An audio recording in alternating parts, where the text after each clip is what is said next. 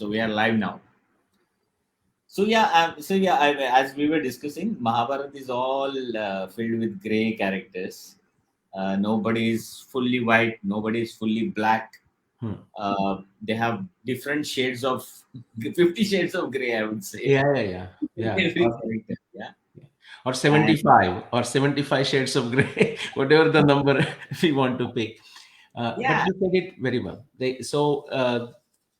We are a mixture of that sattva, raja, tama, and correct. in certain areas we project as, or we come out project in the sense, our sensibilities guide us to act in a satya mode, I mean sattva mode.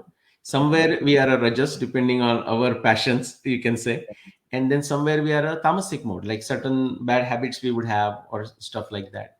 And this is not also, of course, like good, better, best, or something like this. I mean, tamas is also required. It has its own place. Like when we are exhausted, we have done a good day's work, and exhausted, and now we are ready to go to bed, take that rest, Yeah. that can be considered tamas, but that is a good kind of a tamas. Mahabharata does serve, I mean, in the business school context, I always think it's any of the character can be a good case study, and the Mahabharata itself, which is too huge, but a good case study. And we get these questions, I mean, questions on all kinds of things, because the final answer is not given. Just like in a case study, in a business school, when the case study is given, then they say, well, should this CEO should do this, should this CEO acquire this business, or rather walk away from it, or do a joint venture, and these are the 10 questions that are posed, Mm, and there is no one correct answer. correct. Okay, so we decide usually what correct answer is depending on if the decision is made and it comes out successful, then we say it's a correct answer. But Mm, again, from the time the decision is made to something turns out correct, a success or a failure is also determined by many other factors, right? So absolutely. Krishna talks about it. What is that? Bhagavad Gita, Adhishtanam tatha karta karanam cha pruthak vidam vividhascha pruthak cheshta daivam chevatra panchamam. Like five things, Adhishtan, the situation, you yourself, like, your leadership, then the tools you are using, then the vividhascha pratak cheshta is like a diversification. You don't put all eggs in one basket. And then he Correct. says daivam chevatra panchamam. So 20% is a random factor, luck, that Fact. finally decides. Yeah. Correct. In fact, last a talk before this was with Dr. Ajinkya Naure, and Hmm. he has done his PhD by on Karma Yoga. Karma Yoga was his topic for PhD. Hmm. So we discussed a lot about Bhagavad Gita in that talk, and how Karma Yoga actually can even today is relevant in our day to day life, in our corporate life, especially. Yes, very much so. And then the fifth factor that I said, you can call it like a fifth factor, daivam chevatra panchamam. That's literally the fifth factor. Yeah. Two good examples which are not relevant to today, but you can actually, they are relevant in a way to Bhishma also. But I will say, take two good examples. One is a Shivaji Maharaj, another one is a Swatantrya Savarkar. So, Both were extraordinary individuals. absolutely. Okay, and both left an impact on society, civilization, history. Having said that, it's a fair to say that Shivaji, in his own way, was lot more successful in comparison to Savarkar. Absolutely. Okay, and so that Daivam factor is what is deciding. Like Savarkar almost ended up hitting a wall every time. Correct. Even now, like you just Now, say the name Savarkar, and people's eyes start rolling out of ignorance because they have not bothered to read what totally. he has written or what he has Yeah. done. Yeah. And Shivaji also, when they praise, it is generally out of a jingoism, like, because everyone thinks, like Friedrich Nietzsche said, Absolutely. majority will believe in the truth of anything as long as they feel confident that the rest of the people are also believing in it. So, In fact, the good that you brought up Shivaji and Savarkar, because I had a uh, Facebook live with Meta Deshmukh Bhaskaran hmm, twice actually. One hmm, was on her book on Sambhaji, yeah. and before that she has also written a book called Frontiers, Hmm, which basically talks about the battle and the struggle between Chhatrapati Shivaji and Aurangzeb, and it is Hmm. fantastic book. I mean, if you Hmm. have time, go through it. It's a I will. Hmm. very well researched book, and it's very balanced. I would say point of view. It's not like creating our black character out of Aurangzeb. Like we always love to do that, Yeah. but it's not like that. Yeah. And we also have she's there on the talk. She's listening to us. What is We her also last name? You said again, Medha what? have Deshmukh Bhaskaran, Oh, Deshmukh Bhaskar. Okay, yeah, yeah, good. Okay, yeah. and we also have Dr. Sonali Gupta. Hmm. She is she shuffles between US and Himachal. She's doing fantastic work in Himachal. Like documenting the myths and the reality around surrounding it. She's an archaeologist, Egyptologist, Hmm. in India's only Egyptologist. She spent like 8, 9, 10, or whatever, a decade maybe in Egypt, Hmm. and now she's in Himachal doing fantastic work. I've spent like maybe a week, 10 days at her institute. So she's also there. She's in Um, Simla. no, she is Hmm. in Kulu Okay. Valley, Okay. Okay. and she's an anthropologist as well. So yeah, we have people coming in, and I am as we progress, I think more and more people will join. Uh, so talking about Mahabharat and characters and how Mahabharat uh, makes you feel more human, Hmm. because every each and every character has its strengths and weaknesses, and it's beautifully portrayed in that part of our history. Uh, One of the characters which I personally have always been, there is a mysticism about him, that is Pitama Bhishma. You can call it Gangaputra Bhishma, Shantanu Bhishma. Hmm. Devavrat, who became Bhishma because Hmm. of his oath. I think more or less everybody knows about this, but uh, there is something. There is a backstory to his birth, because he was a cursed being. Hmm. So I just wanted you to elaborate on that. What was that curse, and maybe because of that curse, he lived the life that he lived. Yeah. Okay. So what I will do is I will talk about Bhishma. I mean Bhishma's the curse or how he came here, but I want to give a slightly different perspective. It is Okay. you can see that in Mahabharata, you can see that in Ramayana anywhere, which is what I call it. If you have to give a name, it's like Falahetu, which is to say, I mean, the other similar instances would be, for example, like Draupadi marrying five Pandavas, and why did that happen? And people will start thinking, like they will become empathetic and say, "Oh, poor Draupadi, why did she have to marry?" Or whichever way they want to interpret that. Or Gandhari putting a blinder on herself, like the thing. But back to Bhishma, like he was considered one of the Vasus, one of the eight Vasus. And actually, when I published Bhishma Nirvan, my co-researcher Rupa Bhatti, she created a very beautiful paintings, and she showed the seven Vasus at the top. Like in a very lighter shade. That What is Vasu? What is Vasu? great question. Actually, Hmm. nobody exactly knows what Vasus is. It is an area for great research. Oh, Uh, really? yes, yes, yes. So it's not like nobody knows. I mean, there are conjectures as to what different things. I mean, Pandit Satawalekar has written a book on it, or at least in one section she has done it. Rupa Bhatti, the name that I just mentioned, she tries to understand the Vasu. I'll come to that. What possibly Vasu could be. Okay. But the now that he was cursed and therefore he came. My point was, I look at this as a falahetu.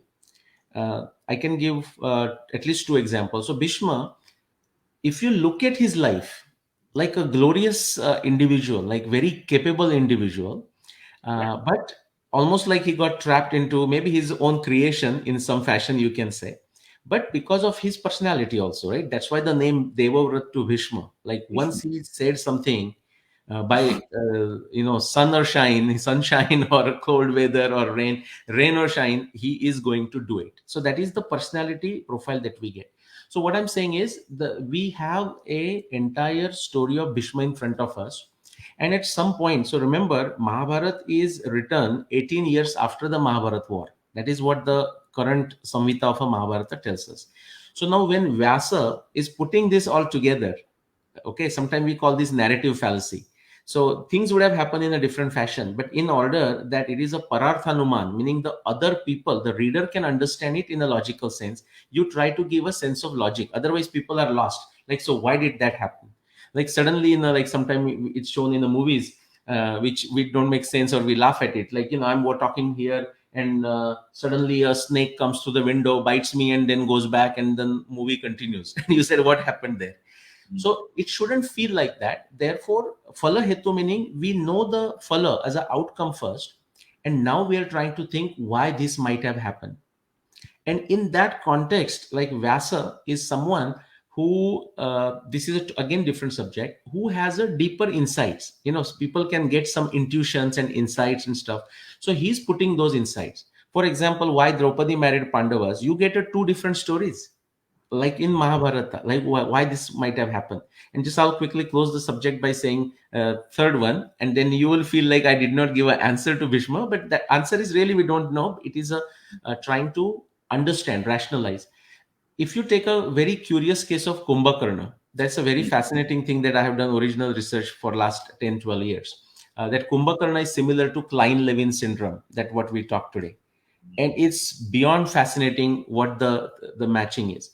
But in Mahabharata, in Ramayana, why the condition of Kumbhakarna came out to be what it is, and how he got cursed, therefore I'm using the metaphor and parallel. There are three different, distinct, conflicting, contradictory theories in Valmiki Ramayana as to why the condition of a Kumbhakarna. Similarly, at least two stories for Draupadi marrying, and so similarly here, the information about Bhishma is the least that is available. Having said that, Bhishma is the single thread that you see right from a Pradeep Shantanu through the entire Mahabharata, all the Correct. way to the end of Mahabharata that you see. So yes, he has a special significance. Therefore, I feel it is in the Bhishma's intuitive understanding of it that he has put it into this category of Vasus, number one. And we are understanding a cursed life of Bhishma in the backward fashion, phala hetu. We know the consequences of his life and going Mm. backwards. As much as we decide who is avatar, it's not like someone is born as avatar. Correct. Someone goes through a certain lifestyle, certain achievements, and looking at their work, we go backward and say this must be avatar. It's in Correct. the similar fashion, I think. Okay. Okay. But when you look at the whole narration of Mahabharata and the kind of events that happened, and obviously it culminated into a great war. Somewhere, this oath that Bhishma takes, Yeah, okay, yeah. because of because to save his father, because it is said that Shantanu was actually craving to have Satyavati, you know. Hmm. Hmm. So Bhishma looks at his father and he says he was this. I mean, he is going through some real pain. Yeah, So he goes to Satyavati and says, "Can you please marry my father?" yeah. And then the condition is put, and Bhishma takes that oath. Somewhere in that oath of his, maybe obviously, as you said, at that moment he didn't know what is going to happen. Hmm. But when you look at in retrospect, the entire Mahabharata happens because of that one oath that he takes, and Hmm. not just he takes that he sticks by it. So don't you think that somewhere that was like a deciding factor of Yeah, it definitely was deciding factor. It definitely contributed to what happened afterwards. But as you said correctly, when uh, Bhishma is, I mean, Devavrat, uh, young Devavrat is taking that oath, he of course don't know the consequences, nor he has any big plan in his mind. Okay, he's just mm, making a decision like a Pitru rune, you can say. And there mm, are precedents to that. For example, Pururava and Yayati, and somebody wants to enjoy the old king wants to enjoy the young life and they exchange the youth. I mean, you have these stories in the past. Something similar in this case, not so much exchanging, but he says, okay, I'll get out of the way so that, Devavrat's telling his father so that you can proceed with your plans, because then Yeah. Matsyagandha and, Satyavati is going to agree and so on. Now, as to was that the only reason? Of course, you're not saying that. Yes, it was. It definitely set the ball rolling in a certain direction. Like trying to explain the quantum mechanics, they talk about propensity, probability, but propensity. So it's like it started a propensity in a certain fashion, which is to say, Bhishma is not now going to marry. So Bhishma's progeny is not going to come forward, and Yeah.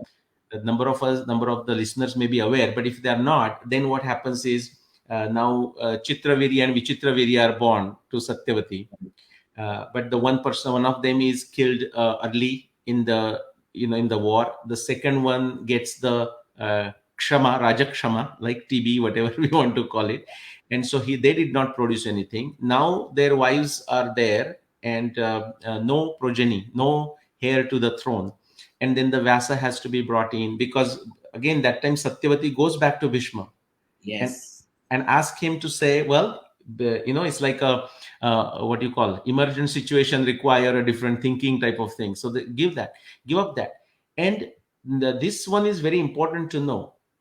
Bhishma, in some sense, he's a very knowledgeable person, has a much deeper understanding of the subject. So when somebody comes to him for advice, he's very good. But when taking that advice to himself, many Mm. times, almost all times, he sees things in as black and white. So therefore, that oath is more important to him than in a kingdom for which he is committed, saying, "I will always protect the throne of Hastinapur," Yeah. but not by changing his oath. So the oath takes a precedence, and he doesn't change it.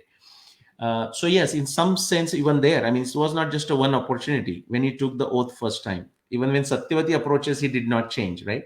And so it led to it. But I will also add something else. We cannot just say that was the only thing, because there was one German movie, I don't remember the name, and that movie itself goes like this. And you may know it. It's many years ago that I watched. Like some person is going to get on the train, going to the office or something like this, and in one scenario they show he gets on the train and that train goes. The next one, he Oh, misses the train. Yeah. And then there's a third scenario. And just because of that one simple step change and a differentiation, then three different scenarios, like the butterfly effect in that theory we talk about, the weather prediction, it kind of happens. So yes, he has played a part. Um, and he's consistently playing a part. I mean, why just the oath? I mean, we will stop at the oath because that's what you ask as a question, but say his behavior at the time of the so-called Draupadi Vastraharan, right? correct. So he has many opportunities, Mm. and he has taken in his own ways.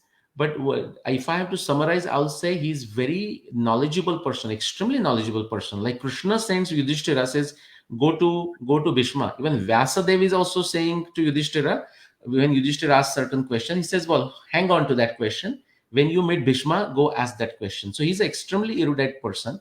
But when it comes to his personal life, and we cannot necessarily blame him, but the reality is he tends to see this as a black and a white, and he sticks to whatever he has decided as his own course of action.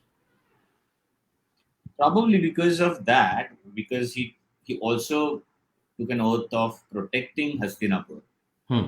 Uh, was it because of that that he see Duryodhana? He knew exactly what Duryodhana was doing. Yeah. His whole game plan. Hmm. But nowhere Hmm. he rebelled against Duryodhana or even Dhritarashtra. Yeah. Because actually speaking, he could have put an end to the whole conflict. Yes. Bhishma had that power Yeah. and the stature Yeah. to do that, but he did not do that. Yeah. So is it because of that? So is it so important to follow? I mean, whatever oath you've taken, is it so important that you actually see that Vinash is going to happen, but I will not change my oath. You said it. You said it. See, and I'll give you another parallel example that I just used in a different context. That's why I'm saying, in some sense, it appears Bhishma is treating everything as a black and white. That is number one. The second one, and therefore, because of it, also we can say he is taking his interpretation of his oath in a reductionist fashion. Okay. So when he's looking at Hastinapur, he's saying whoever is sitting at Hastinapur, the person may be good or bad. I have to protect him, right? I have to protect him. Now, in some sense, you can consider that a sign of a loyalty, and nothing wrong with that, right? But here there is a problem. I mean, the situation is very what do you call, vague, because Pandavas are also his folks. So it's not like it's a Hastinapur throne versus some external enemy. We are not talking of that, right? Yeah. Now, similar parallel you see with a Kumbhakarna, and Indrajit, of course, was Ravana's son. But Mm. when, if you see that conversations, when Kumbhakarna is roused from his sleep, the Klein-Levin, what I call Klein-Levin syndrome, and then Ravana and a Kumbhakarna discussion is worth listening. I mean, Kumbhakarna is, Valmiki calls him Dhira, a Mm. very erudite person, and that is his advice to Ravana. He says, you shouldn't have done this. I was telling you this, you should have done this. I was telling you this, you did not do it.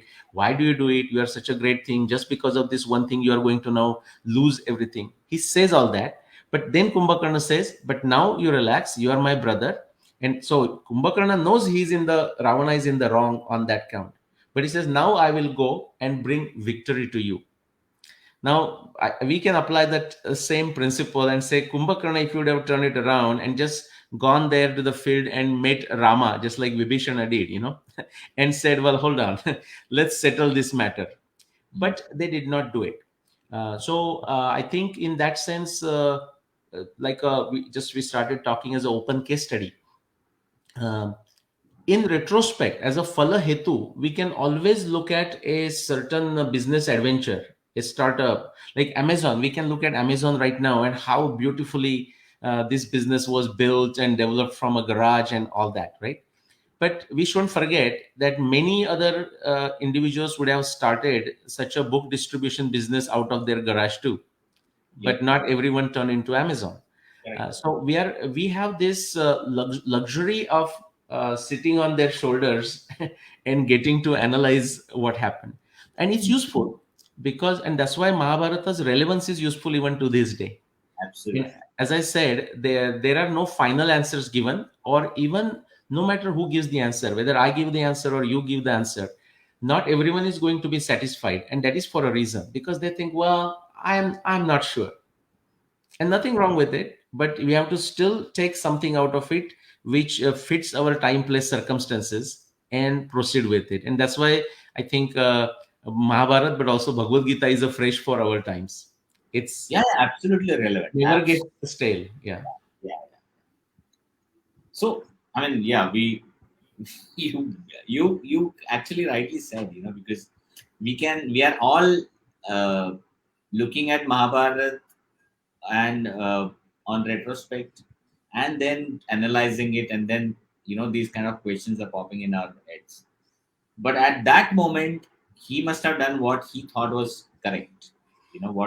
What was his dharma, Yeah. to do it. So Yeah. I think he lived by his dharma. We spoke about the curse, Hmm. but he was also given a boon, which Hmm. is Ichamaran, Yeah. and you have written a book on that. So Hmm. I think you should talk more on that now, Yeah. because it's a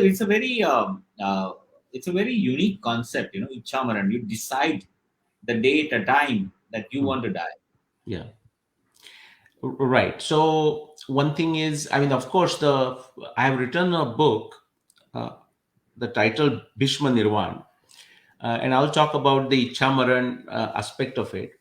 Now, that was not the emphasis of my book, because the emphasis of my book, and I'll talk about that also.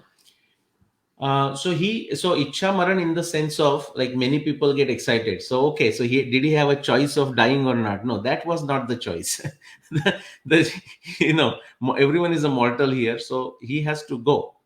But given a choice, he could choose his place. Like, say within the constraints, within a certain constraints, he had a choice. That to say. And so if we go the historical aspect of Mahabharata. But yeah, you're right. So he gets a boon, and that can also be seen in this fashion. Anytime you make a certain decision, like as an oath, or you go with a certain conviction, it comes to you as a package.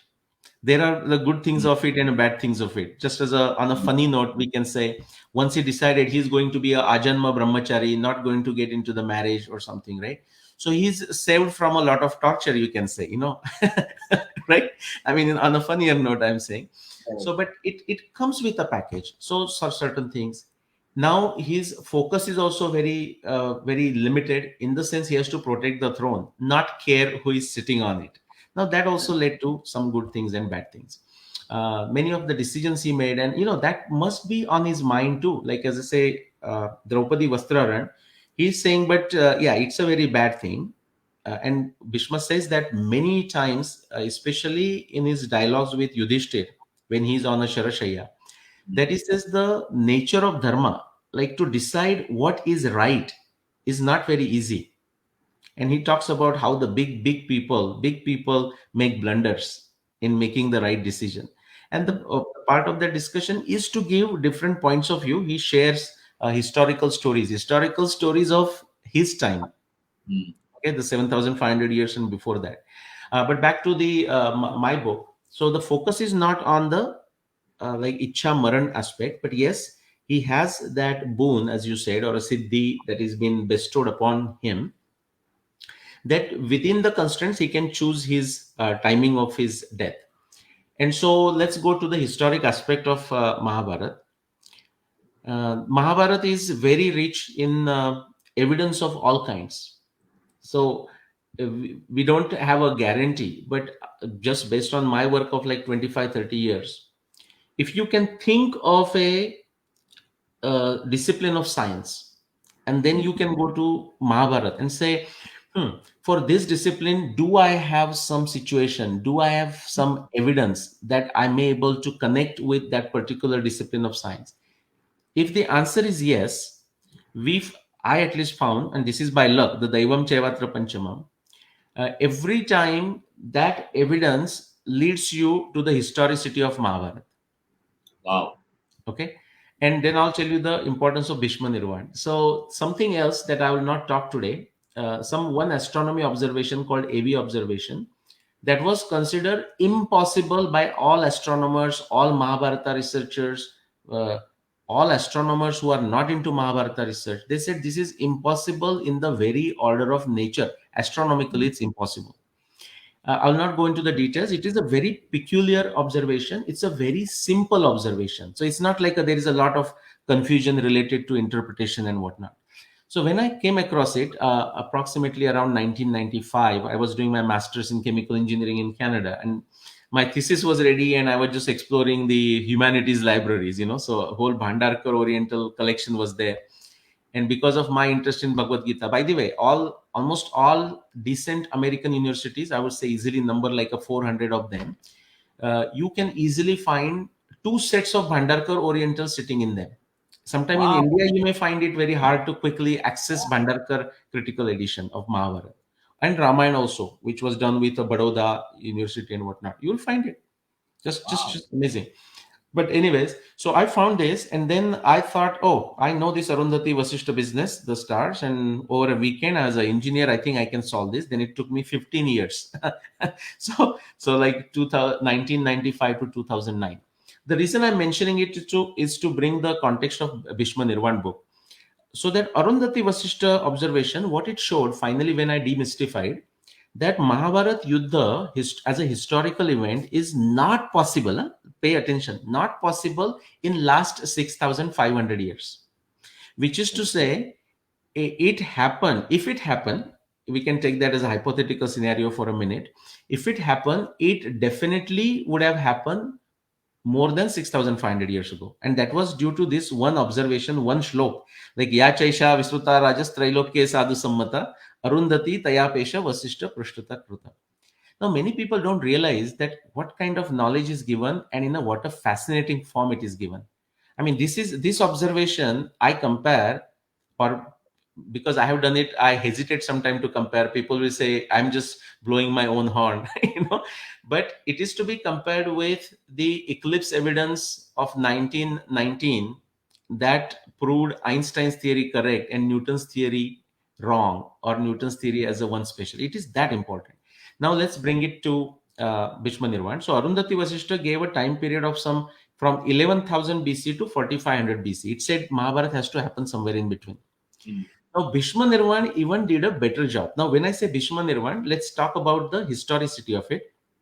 The Mahabharata Yuddha happened for 18 days. Most people know that.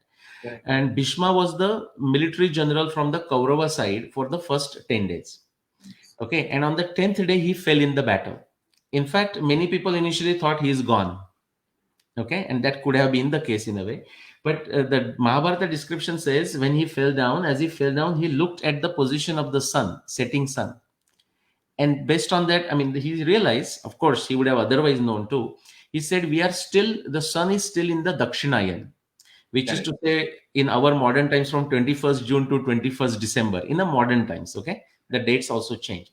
So, and then according to the assumptions, the beliefs, whatever you want to call it, of that time, and you see those into Bhagavad Gita, by the way, these actually in some sense it's a metaphor. Again, you can say that Bhishma took it literally.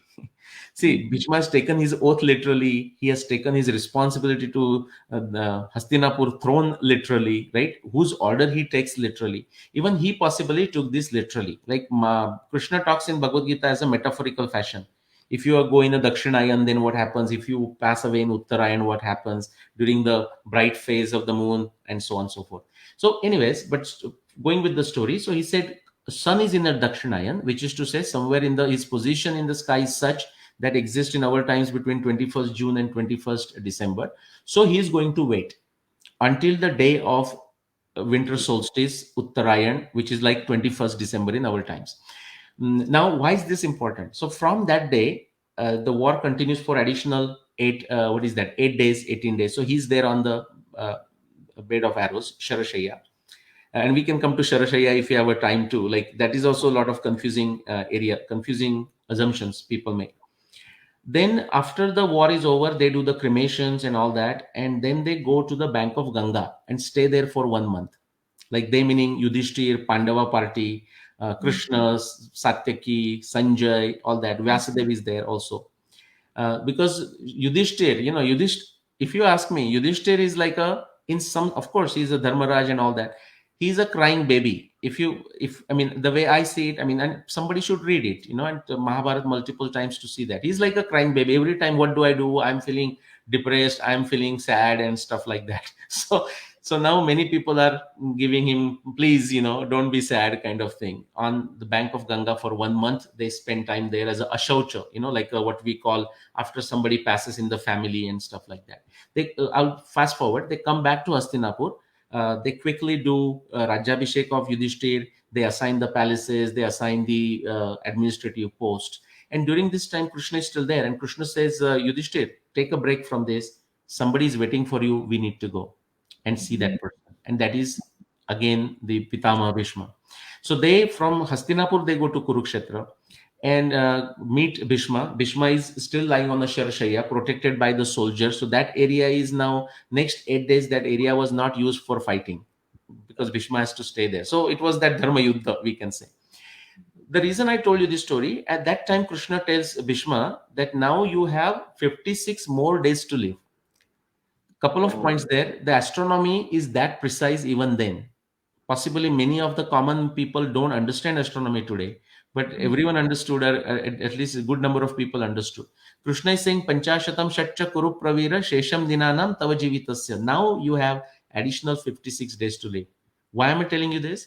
This is just a simple chronology narration, but now if you add the number, so he fell down on the 10th day, so you have 9 days he's on the bed of arrows. Then he's there on an additional 30 days on the bed of arrows when they went on the bank of Ganga. Then there are few days when they came back to Hastinapur, plus 56 days now. If you add it, it adds up to more than 92 days. Mm. The beauty is now we also know from Mahabharata that the war happened in Margashirsha month, lunar month of Margashirsha.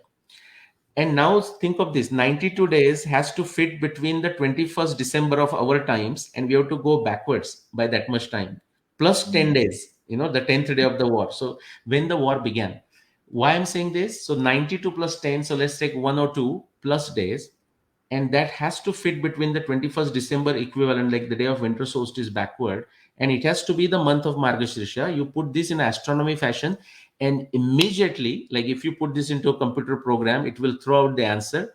This is worth listening, and that's why I wrote this Bhishma Nirvan book, not so much for the Ichamaran aspect of it. Immediately it says no ifs, no buts. Okay, the best science that you can think of, the science built by Newton and Kepler and Einstein and astronomy and Indian astronomers, by the way, of thousands of years, that Mahabharat war can only happen, or it did happen, between 5000 BC and 7000 BC. It cannot happen anywhere outside. So Oh. the implication was even stronger than Arundhati Vasishta. Mm. And the funny thing is, I had written this in my first book that I published in 2011. When did the Mahabharata war happen? So this Correct. was about Arundhati Vasishta, 300 additional astronomy observations, including Bhishma Nirvan. But in that book, I put it in like a 2.5 pages, this whole thing. And I thought everyone is going to get it. Now, I'm not talking of the common people, but I thought in Mahabharata researchers are going to be fascinated. I mean, they will be like, they will be so fascinated, they will not able to sleep for a week or 10 days or a month or something. No, there was nothing. They did not even comprehend it. Oh my God. Okay.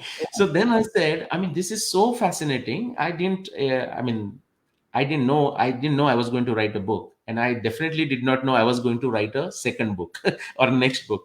So I said, let me put everything that is there in that book, and then I realized that I need to bring it out. It is equally fascinating, more fascinating than even Arundhati Vasishta, Wow. and of course, it can be told as a simple story in comparison to Arundhati Vasishta. So that is the outcome of it. I mean, that was my focus. But you are right. I mean, Bhishma is such a central character. It is holding right from the beginning of Bhishma. In fact, Mahabharata talks about quickly Pururava, for the because of their Vangsha. Then quickly comes down and talks about Shakuntala, like the Dushyanta Shakuntala Bharat. And then it quickly fast forwards to Pradeep and Shantanu and Bhishma. So right from early times all the way to until the time the war is over, Bhishma is the thread who is holding on to in some fashion. So, I mean, it has been said many a times that this war was it was the end of an epoch. It was an end of a yuga. Yeah, How correct is it? And where are we now? I mean, in 2021, yeah. because you are a scholar in astronomy. So where are we now? Do you mean where are we now in the sense of which yuga are we in, or? Are we in the thick of Kali Yuga? Because see, some people like Sadhguru, for example, I was Yeah, listening to one of his chats. He's yeah. saying that we are at the end of the Kali Yuga. Hmm. You know, so there are various uh, aspects, various views, news that we keep hearing about. Correct.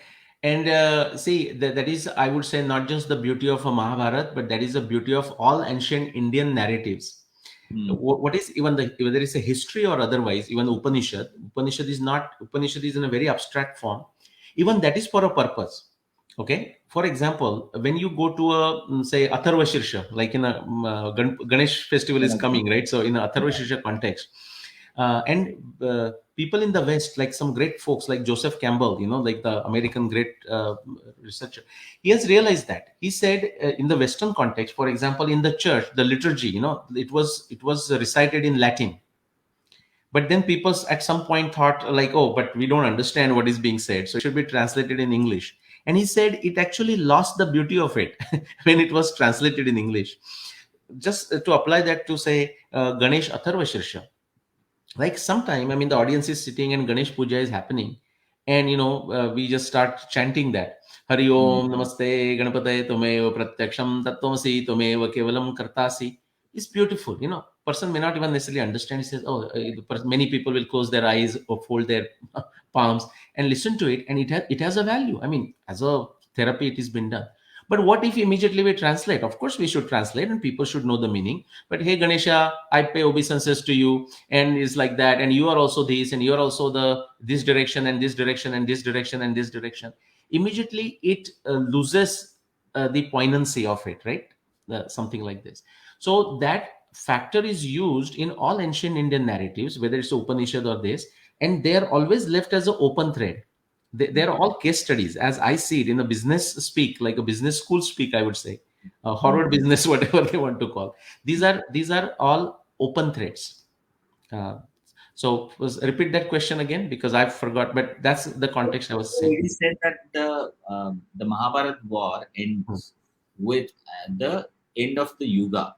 End of the Yuga. So that's why I just digress this one. Yuga, if we have to talk about the Yuga, I will give an answer, but you will find again it will satisfy some and it will open more threads for many others. Just to talk of Mahabharata and limit to Mahabharata, and even quote Bhishma. What Bhishma, I will quote Bhishma's definition of a Yuga, the last. There are in the Mahabharata text itself, there are 5 or 6 different definitions of Yuga, Wow. and I don't think they cover all the definitions of Yuga. So I'll quickly tell what Mahabharata definitions are. I mean, without going into too much detail. Someone has said, okay, the Yuga is like this. There are 4 Yugas of these many thousand years.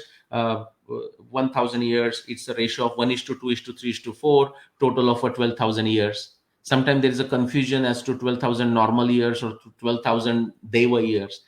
The confusion comes Deva years is because of this. When they say due, like a deva comes from dew, and dew comes from the light or a sky or sun and stuff like that. So many times deva year or dew year is simply referring to solar years, which is our normal solar year of a 365 days. But some people into that emotion, into blind bhakti, sometime you can say, or some people like that people will believe that there are 6 billion stars in the visible stars in the sky, but they have to touch the, if you tell them don't touch the wall, there is a wet paint on it, they have to touch it before they believe you. That's the pimple's problem. So Kali Yuga, I mean the Yuga also has this issue. So there are 4 or 5 definitions. We simply talk of how many years, 1,000 years, and there are variations. The last definition from Mahabharata, I like it most. I think it's the most relevant, where multiple times Bhishma is saying this. He says in the context of a Yuga, when Yudhishthir asks him like how Yuga comes or what is the role of a king, and Bhishma says Raja Kalasya Karanam. The Mm. king is responsible for the certain type of Yuga is brought in. Okay. So, and the Yuga can be in the family. See, so then I have classified the Yuga, not just the Mahabharata Yuga.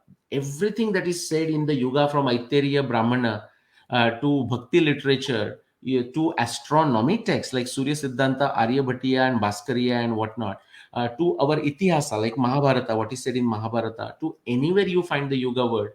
We will not go there today. That is a separate talk by itself. I have split that into 4 categories, and I call these a theoretical, philosophical, practical, and chronological. So there are 4 different types of Yuga. When we try to connect, when you ask the question, what is going on right now? What Yuga are we at the end of it? You are asking in the sense of a chronological fashion, like when Correct. did the Kali Yuga begin and when is it going to end, and Yeah. stuff like that. Um, Problem is, we don't, the chronological Yuga definition is very different than like a very specific time like 1,000, 2,000, or 432,000.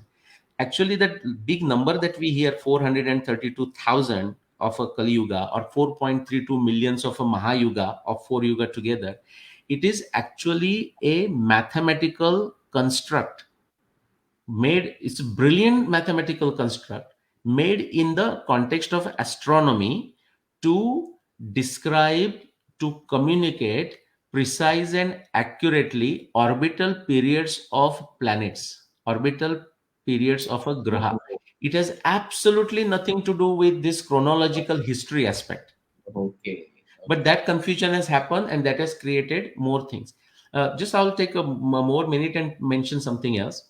The Yuga has a administrative sense, like I said, Raja Kalasya Karanam. For example, when Chitravirya and Vichitravirya were young and Bhishma was ruling on their behalf, Okay, Correct. I mean, he was just as an administrator. He was ruling so beautifully. I mean, so it's not like he has not ruled, but always as a servant, like a Bharat, Yeah. Ramayana's Bharat with the Paduka, right? Correct. He has served in such a way that it was the administration was so beautiful that Mahabharata says that now we are talking the time of Mahabharata as a Dwapar Yuga by common convention, Yep. and it is said in the Mahabharata also. But Vyasa, I mean, the writer of Mahabharata is saying Bhishma was ruling in so beautifully that he brought Satya Yuga. Oh. Okay, So now back. so which is the based on your administrative behavior, right? If you're Uh, CEO of a company, how you manage the company, what is the culture of the company? If you are right. a national leader, right, president or prime minister, how you are ruling the country, that's what brings it.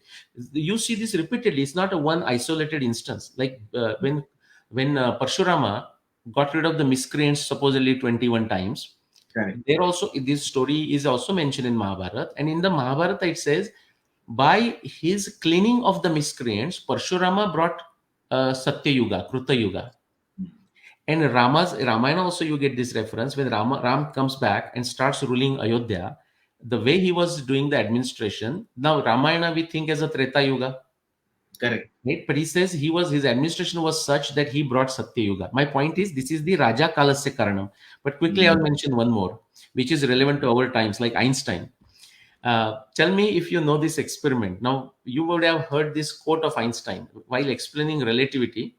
He said, if you are sitting next to a beautiful girl, beautiful lady, you may spend an hour, but it may feel like a minute, Absolutely. I heard right? this. On the other hand, if you sit on a hot plate for a minute, it may feel like Correct. an hour or eternity. Yeah. Right? Yeah. Yeah. Now, did you know that actually he performed these both experiments? Oh. Yeah. Okay. Now see, if now that Einstein has a respect, nobody's going to look at him as a madman, But I think you have to be on the cutting edge of things to make things happen. He had published a paper, 1938, Journal of Exothermic Sciences, where he actually went to from New Jersey, went to New York. He for his date, in an oyster bar, he borrowed Charlie Chaplin's wife for the What? yes for the date, and he literally see we will think he's a madman. Well, in a way, he was a madman. That's why he Yeah. could make revolutions, right? So, and when he felt like he has spent like a minute with her, he looked at his watch or whatever, and he said 57 minutes have gone by. So, so he felt like a minute. Then he comes back by train to New Jersey, sits on a hot plate. And so when he feels like hour has gone by, eternity has gone by, he gets up. Then he wrote a paper. Anyways, the point I'm saying is you can see this as an example, as an experience of, say, devotee, like a bhakta. For Mm. example, Chaitanya Mahaprabhu has written, Yugayitam Nimeshena Chakshusha Pravrushayitam Shunyayitam Jagat Sarvam Govinda Virahename. If I feel the separation of a Govinda, even for a second, it feels like a yuga.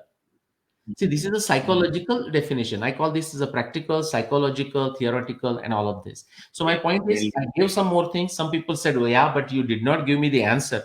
And people ask me in the social media. So I say the starting day of a Kali Yuga, based Mm. on the Mahabharata evidence, and this is a work of a very young researcher, very beautiful work, 100 plus references he collected from Mahabharata to Okay. show that according to Mahabharata tradition, Kali Yuga began on the last and 18th day of the war.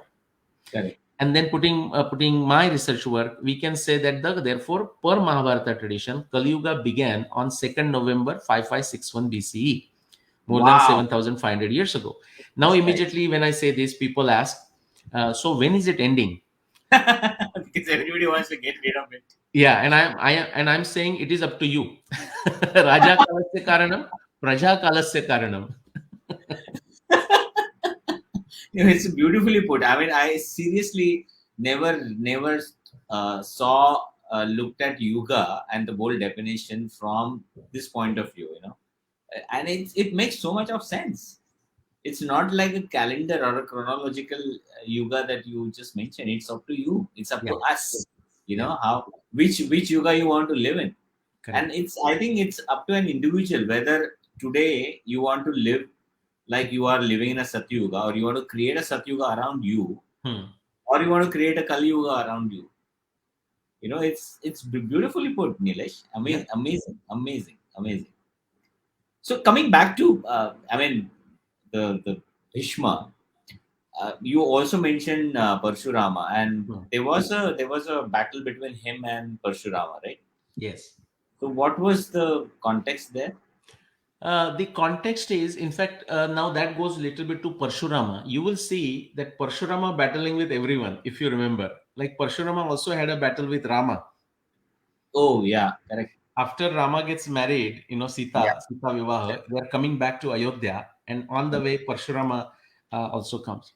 Again, we have to see Itihasa, meaning Mahabharata or Ramayana, and of course Puranas to an extent also. Purana do get bit diluted in terms of the precision of the details.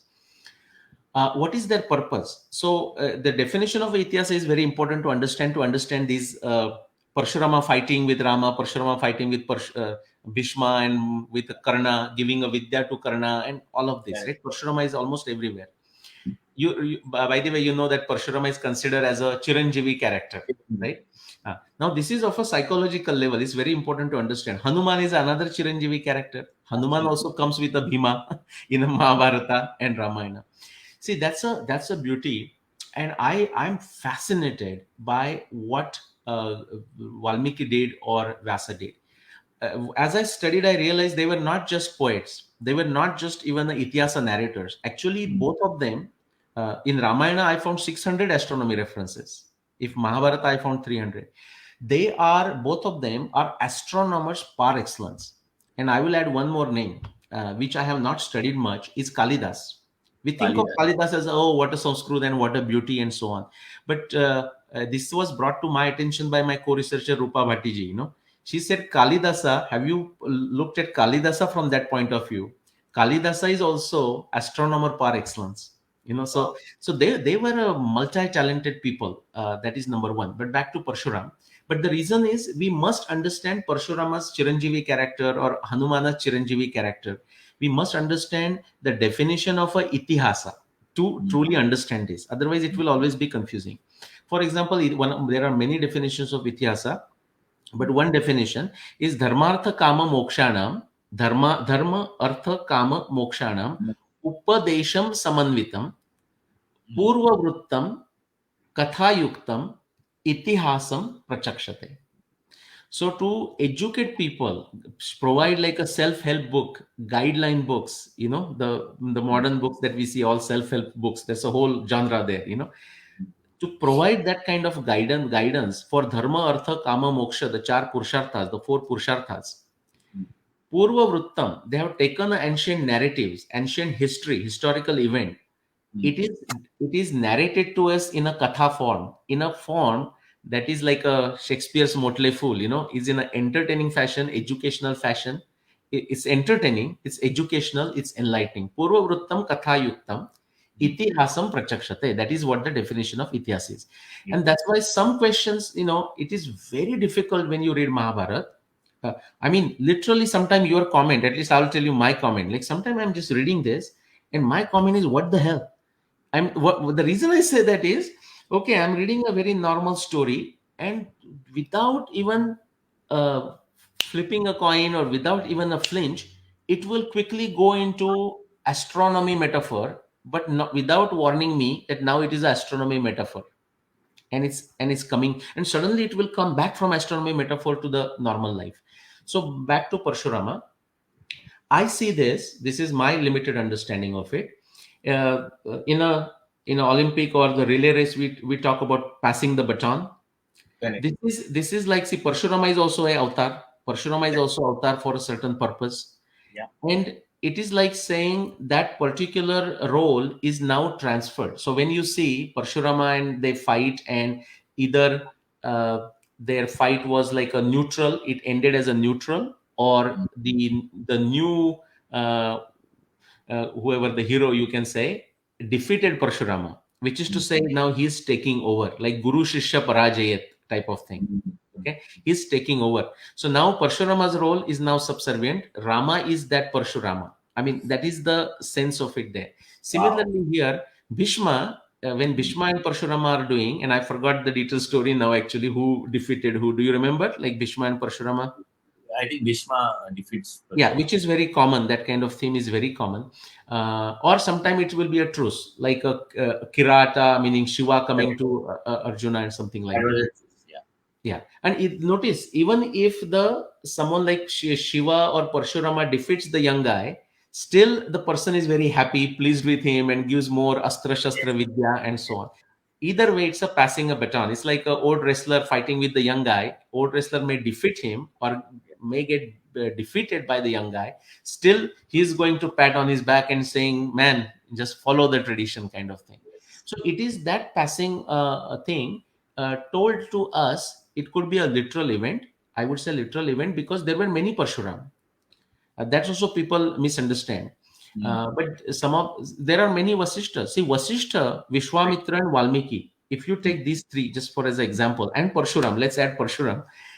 They are there in the Ramayana time 14,000 years ago. They are there in the Mahabharata time 7,500 years ago. So I think that is it's a somewhat metaphorical, based on a practical aspect.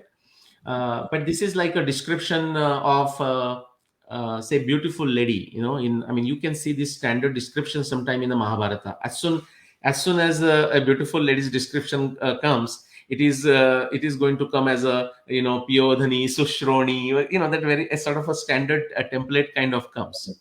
Correct. I think in this way, Vyasa or Valmiki, they have also used some standard templates, which is like, I mean, self-help book, right? Or even a Harvard Business Review articles. I mean, if you read randomly pick one, you say, oh, it's fascinating. But if you read every month, then you say, okay, it's the same thing I'm reading. Correct.